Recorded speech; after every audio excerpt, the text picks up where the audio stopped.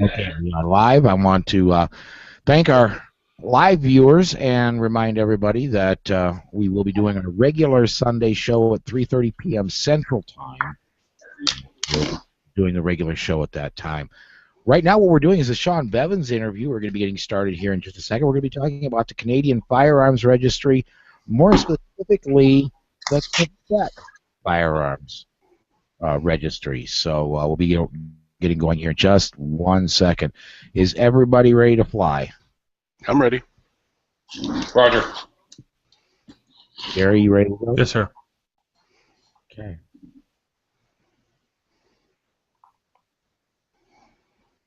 And welcome back to the Polite Society Podcast. This is the interview section powered by the Firearms Policy Coalition. We're talking with Shawn Bevins. Shawn is a pro-firearms lobbyist in Canada, and we wanted to talk a little bit about you've heard it on the news, the Quebec Firearms Registry.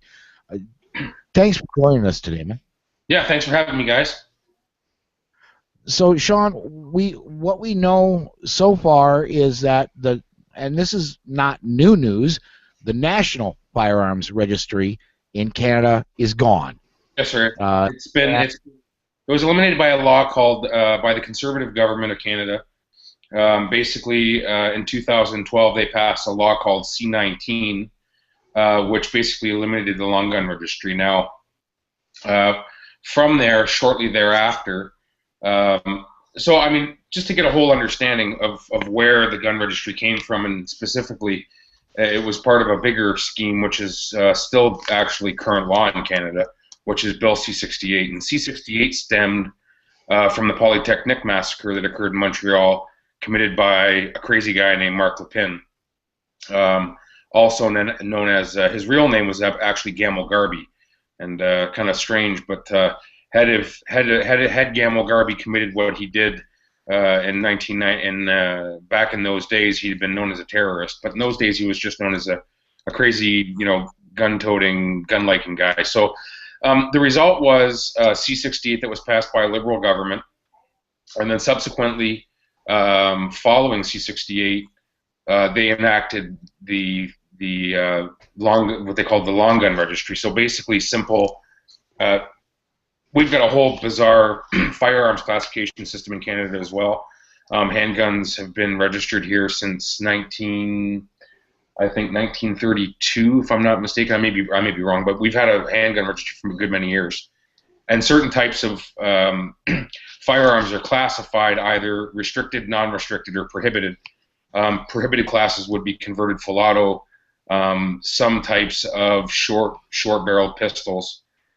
So we've had a form of firearms registry, and then that morphed into the long gun registry, which obliged people by law to register your basic hunting rifles, semi-automatic rifles, anything that was not handgun, or certain types of semi-automatic firearms. So they basically, you'd every time that you'd buy a firearm, they would you'd have to go through what they call a session. So the retailer would have to actually log into the RCMP, which is the FBI, I suppose, equivalent, and actually enter in the person's permit number, because in 1995 we came around with our firearms licensing scheme.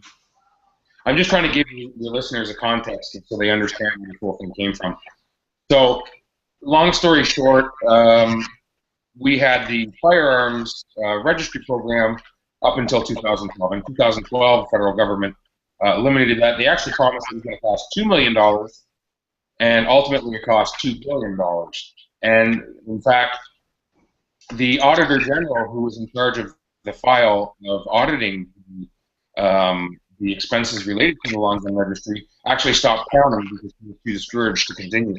So, I mean, even the Canadian public, we still don't really know what the true cost of it all was. But what is publicly known, $2 billion. So, and the compliance rates are extremely low.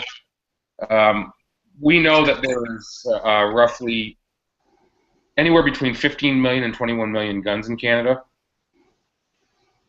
Are we okay? Can everybody hear me okay? Oh, yeah, great. Okay.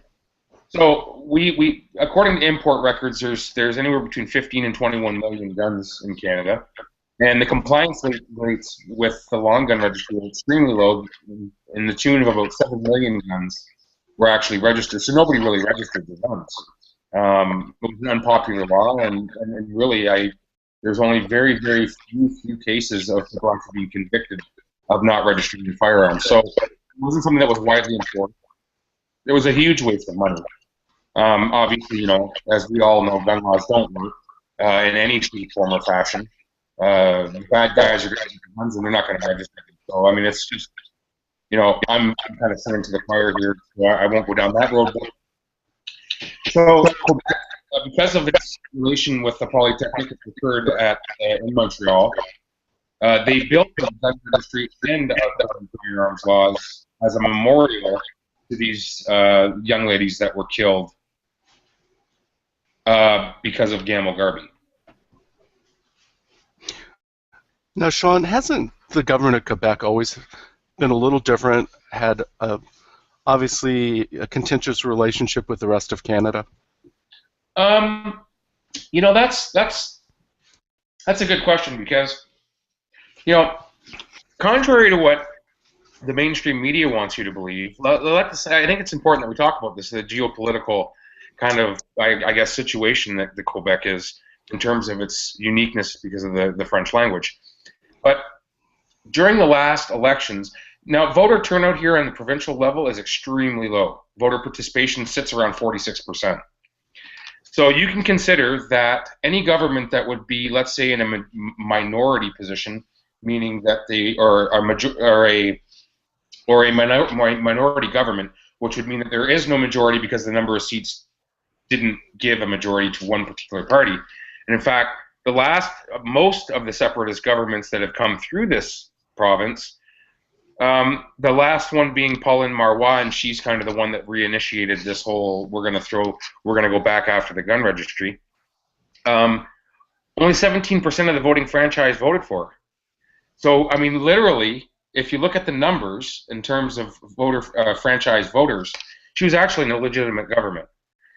So, but I mean, that's because people are so fed up with politics in Quebec. They're so fed up with the these wedge issues that the mainstream media here tries to push and promote with regards to language division and all this other crap that they try to do, that they just don't vote. They don't vote. So, and that, in fact, Quebec has the lowest voter turn on provincial, or I guess the comparative would be, in state politics. The participation in the provincial, or i.e. state government is the lowest of any Canadian province. So they're not really all that legitimate, let's put it that way.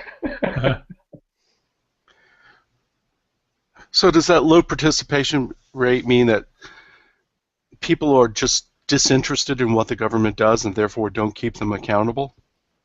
Yeah, I think that we've hit, and right now, and especially not just with regards to firearms, but with a good number of issues.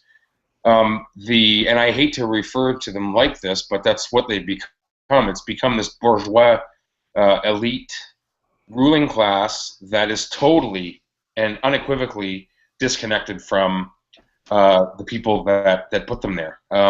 Now, you have to remember that the demographics of Quebec in nature, you've got a majority, or not a majority, but you've got not quite 40% of the population living in the island of Montreal. So very rural, or very urban, very urbanesque, very urbanite.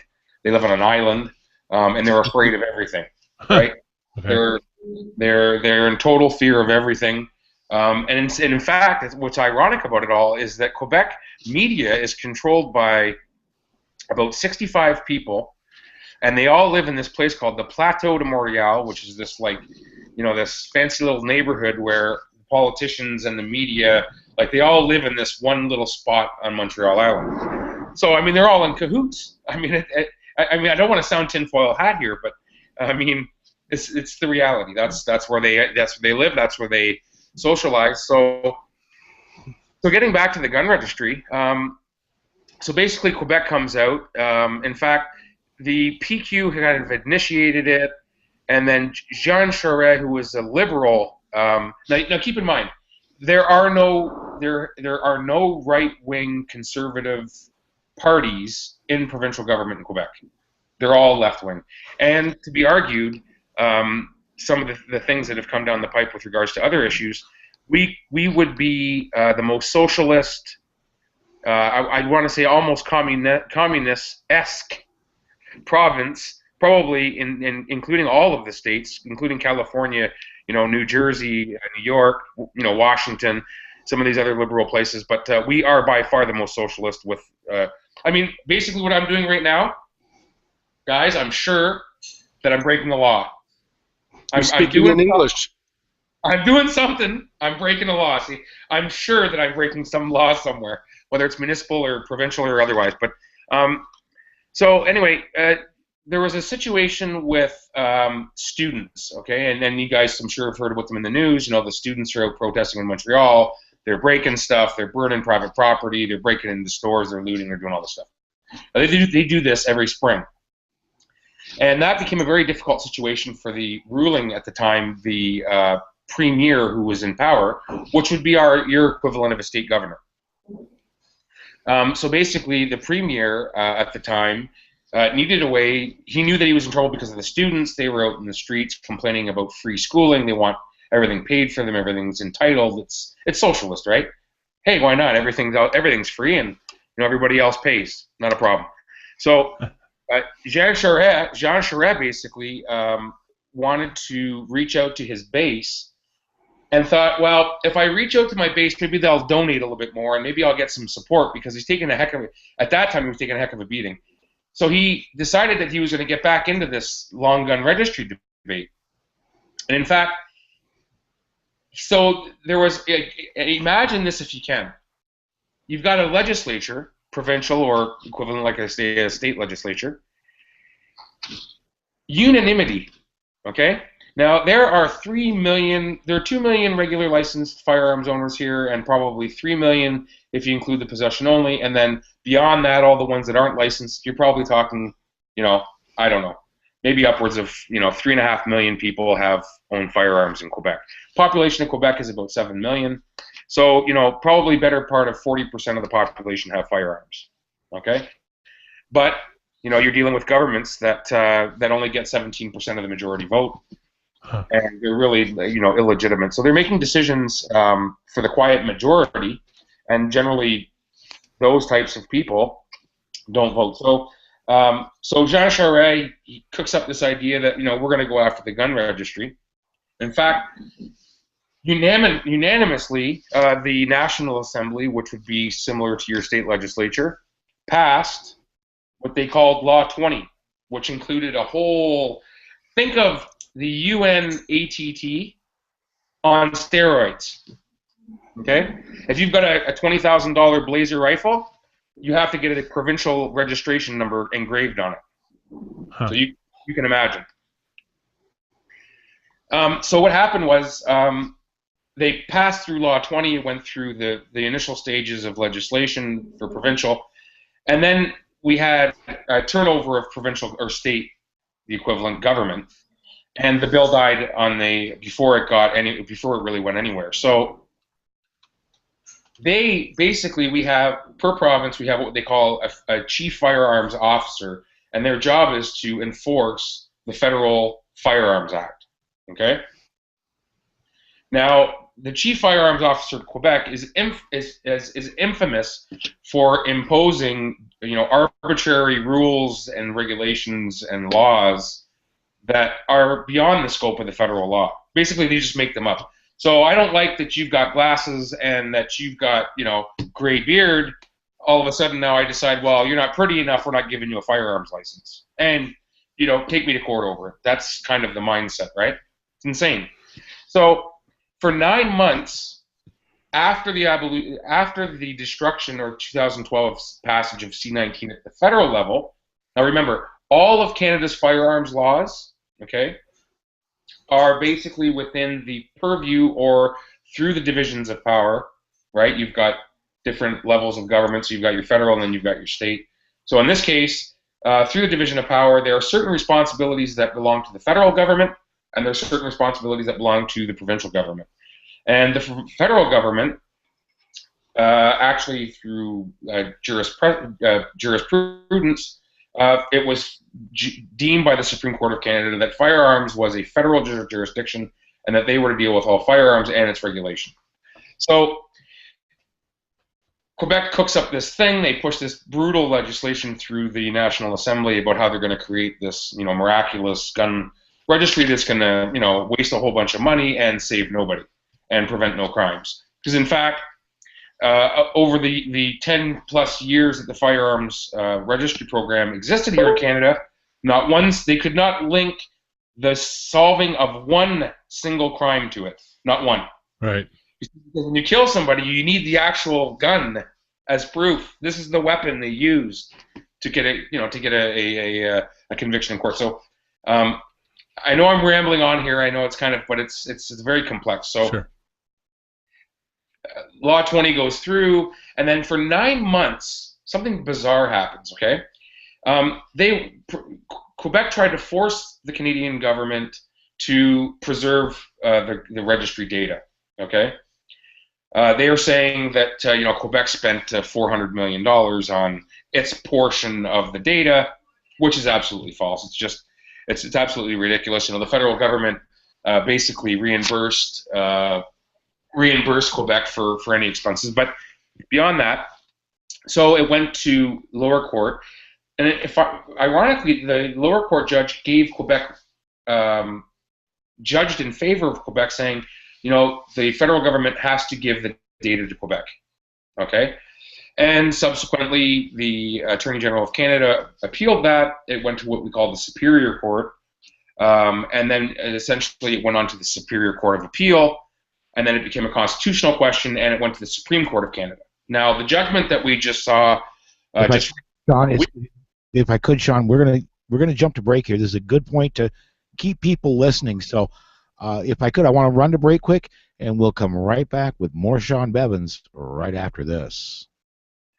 Do I got time to go out for a cigarette real quick, guys? If you need one, sure. I can smoke inside. I can't. I'm in my sister-in-law's house. I can't smoke here. I'll be back in a minute, okay? Okay. I don't know what's going on with my microphone, but it was showing I was making noise when I wasn't, so I muted myself. Yeah, you were... There was some sort of funny noise coming through. Yeah, it was a weird digital echo, something happening. Okay. Since I've come back, has it gone away? Yes. Okay. I did some changes here, and so hopefully it is gone.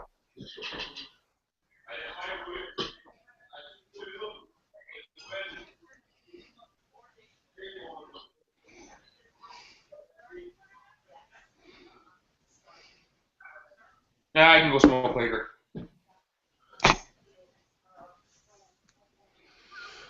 Can you hear any background noise from me? Not at all. No, not from me. No. Good. Okay. I stepped over. It gets a little loud sometimes. Okay. All right, and I hope my audio problems are solved. So here we go. And welcome back to the second part of the Shawn Bevins interview on the Polite Society podcast, powered by the Firearms Policy Coalition. Shawn, when we left off to break, we were just getting to the point where the law had made it to your version of the Supreme Court up there. Yes. So, but there's something very, well, you guys can decide on the word. So. Basically, when Quebec exhausted all of its appeals in the provincial level, before the Supreme Court actually said, yes, we're going to hear your case, there was a period of about 9 months, okay, that was, and in fact, the lower courts, the superior courts of appeal, basically gave reason to the government, which is basically, you're okay, you can go ahead and destroy the data. So between the time of the last Superior Court of Appeal judgment and the actual Supreme Court saying, yes, we're going to hear your case, 9 months went by, okay? So basically, for 9 months, the province of Quebec, with the help of the chief firearms officer, stole private information. Okay. Now we've got what we call a Privacy Act here in Canada, and you cannot, no government agency or otherwise can use private information that was intended for one purpose and kind of apply it to some other purpose. You can't do that. There's no interacting between Revenue Canada or the IRS and, let's say, your provincial tax or state tax. So basically, for 9 months, Quebec operated the registry illegally. They had these memos that would go out to retailers saying, you were still forcing you to register firearms, and they were doing all this illegally, brazenly, openly, and very much illegally. And so we decided, when I was with the National Firearms Association, that we were going to take them to court. So I named myself. I took them to court. We got this bogus judge that said, yes, you're absolutely right. They're stealing private information. But, section whatever of the Federal Courts Act, allows me not to make a judgment for the greater good. So, and so the Supreme Court hearings, another, subsequently 4 more months passed of the legal operation of basically stealing people's private information and applying it, to continue to register firearms when the federal law was clear that you're not allowed to do that. And the Supreme Court said, yeah, okay, we're going to hear your case. So they went in, and it's bizarre because, Quebec essentially had this set of arguments, and they were the losing arguments. The whole process, the lower court, Superior Court, and then Superior Court of Appeal, it was all the same argument. Now they get to the Supreme Court, they modify their arguments. Go figure. I guess they figured that their lies would only fly so far at the Supreme Court level. So they cooked up this bogus. They called it cooperative federalism. Now this is some obscure term that Quebec has coined as like a common sense, like your Obama common sense firearms, whatever. Bizarre, same type of coining of a bizarre liberal word. Cooperative federalism, whatever that is. The responsibilities to the division of powers are pretty clear. The federal government's responsible for this, and this, and the provincial government's responsible for this, and this. And I mean, there is no cooperation. I mean, that's how it's written. So, Supreme Court hears the case. And what's really bizarre about the ruling is that out of the 9 justices, they were split. 5. Well, they weren't split. We won, and I don't care. I mean, a victory for me is a victory. I don't care if it was 4 3/4 or 4 1/4 or whatever. There was 9. So yeah, I guess let's say there was 5 justices that actually ultimately decided that yes, the federal government holds the jurisdiction and they have the right to the firearms data, and now it can be destroyed. That's where we're at, just up until last week. And then brilliantly, the provincial public safety minister, who is basically, in my opinion, nothing more than a third-party supplier to the federal criminal code, basically comes out and says, well, no, we're going to create our own registry. Now, they're limited in terms of what they can do, in the provincial.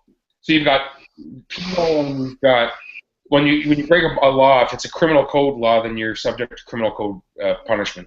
On a provincial level, so basically what I'm trying to say is that under this new law, even with their new registry, all the stuff that's what they intend to do, they'll never be able to give more than a ticket, just like when you're speeding down the road in Canada. Okay? Right. It's their powers of, they don't have the power to pursue in criminal court in terms of an infraction. So if I'm not, if I get caught duck hunting without my shotgun's not registered, they can't seize for more than 90 days, and they can't apply more than a fine. They can, in certain extreme cases, if you're a repeat offender, they can give you 2 years less a day in prison. But anyway, so they're continuing down this road. And what's bizarre about it is that the media here, the mainstream media, came up with these polls. So they were polling the public to find out what the public opinion was on this long gun registry. Do we just let it die? Do we forget about it? On average, well beyond 65% of Quebecers don't want a gun registry. They think it's a waste of money. They just want to be like the rest of Canada. They don't want to be, but again, it comes back to what we initially discussed about low voter turnouts. You're hearing a very small minority of the population that's kind of trying to portray that they're speaking for the majority, and that's just not the case. So where we're at now is that they've announced that they have this intention to create another long gun registry. Now, they're claiming $30 million. But if we look at the proportion of gun owners in Quebec versus the rest of Canada, it'll be more like $1 billion. And here, if you get sick, you can look forward to 15, 20, 24 hours, sometimes 2 days wait times in an emergency room. So we've got people dying because of our state-controlled health care. And you want to see a psychiatrist, you're struggling with whatever issue, you're not going to see one. We actually had a guy kill himself here in a well-known Quebec hospital because he couldn't get access to a psychiatrist. Waiting. So they have no money for health care, but we have money for some defunct, registry that nobody's going to comply with, and because they've got this, they've built this monument to this terrible tragedy that happened, 30 years ago. Well, and if I recall, when the whole national registry went away, one of the big selling points of getting rid of the damn thing is it cost a ton of money and it never solved one single crime. Yeah, you're absolutely right. Never solved the crime. Some guys. This is unfortunate because even in the Canadian firearms community, as down in the United States, you've got guys that believe in certain firearm freedoms, and then you've got others that kind of go along to get along. They don't want to make any waves, and they're just kind of. We refer to them as FUDs. I don't know what you guys refer to them to. We refer to them FUDs. We call them FUDs. Now, it's bizarre because some of these people thought, well, it's the registry's a good thing because if I register my firearm and I get my firearm stolen, they're going to return them to me. I don't know of any case. There may be a couple handful, maybe, that firearms were, found in possession of somebody else that were registered somebody else, that were actually returned. Because look, police, if they find a firearm, whether it's been recovered through theft, recovered at a homicide scene, those guns don't get returned. Okay, let's be realistic here. Am I going to take a gun that was used in an illegal holdup or an illegal, murder and return it to the original owner because it was stolen from his car, 10 years ago? No. The gun's going to the crusher. Right. Okay, the gun's going to the metal shredder, and that's all there is to it. So some guys buy into this notion that, well, firearms registry is not bad because, if I ever get my firearms stolen, now they're going to return them to me. Well, that's just, it's farcical, and it's almost, it's never land stuff in terms of, they're not going to return those types of guns. I mean, ever. It just doesn't happen, right? So, yeah, you're absolutely right. $2 billion and climbing. I mean, like I say, the Canadians still don't know the true cost of what the long gun registry cost. Like I say, compliance rates were they were about 30%. Nobody complied with it. When laws are unpopular, people don't conform. You can't enforce it. How do you enforce unpopular law on a population that doesn't want to conform? Are you gonna throw everybody in jail? Right. And I'm not saying that we should all not comply with laws for obvious reasons, but at the end of the day, in that case, it worked because the costs were enormous and the compliance levels were extremely low.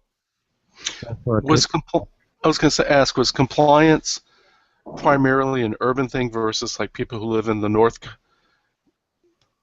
Yeah, well, like Gaspé or in the northern parts of Quebec, or yeah, what's ironic about that is that even today, okay, even after 1994, let's say 2004, even after 18 years or whatever it is of Firearms Act, we have as an equal number of unlicensed firearms owners in this country. Never mind registering their firearms. We're talking about our actual license that you need to purchase firearms and to be in possession of them in Canada, because even the peaceful possession of a firearm in Canada is a crime punishable by up to 3 years in prison.